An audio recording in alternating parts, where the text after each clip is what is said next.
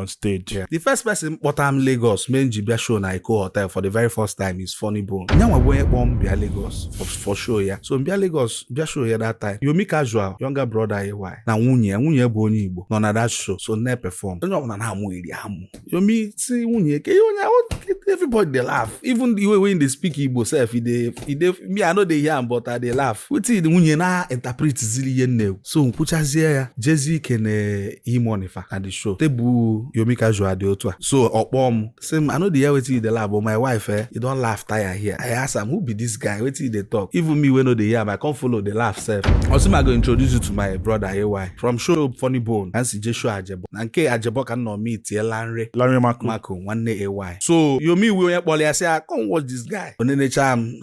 Okay ka na agbadatazi ka AY na abata. O say AY, baba this guy finish work. I say I just dey come and no see your performance now. Yeah. I say Lanre, if it's good now, carry am now, put am for the train now. Wetin again we dey do now? So we dey do am now. Just like that. Otua, AY afro day performance. So ebe AY no we nenezie my performance fully, but na show yanwa. That very event Ida Diego.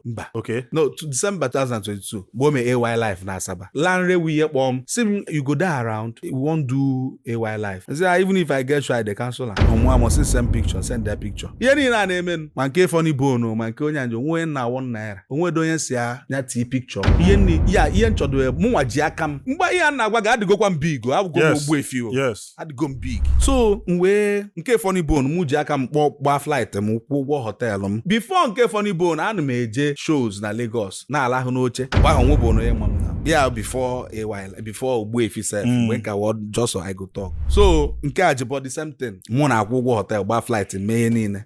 So nke anụnwa nsi okay, nsi Lanre okay na nọ m ya na mma abịa. So I now 25th December nje. Ha lodge rodum. So ka njechaze. Ebe a ka AY no we izizi we kwuo na ya akpọ nje London. That the first place obuzoku na ya akpọ nje London. Ka ọ na-eme me introduce on stage. This is a guy I've seen.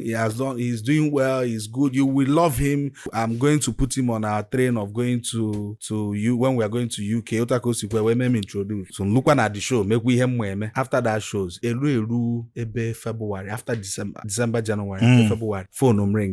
Pick here. I say, is this Ogbuefi? I say, yes. I say, my name is AY Ayomaku.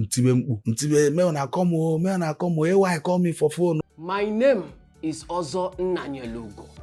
I am who I am today because I do land banking with Pine Leaf Estate and Properties Limited. With Pine Leaf Estate and Properties Limited, land banking is a must.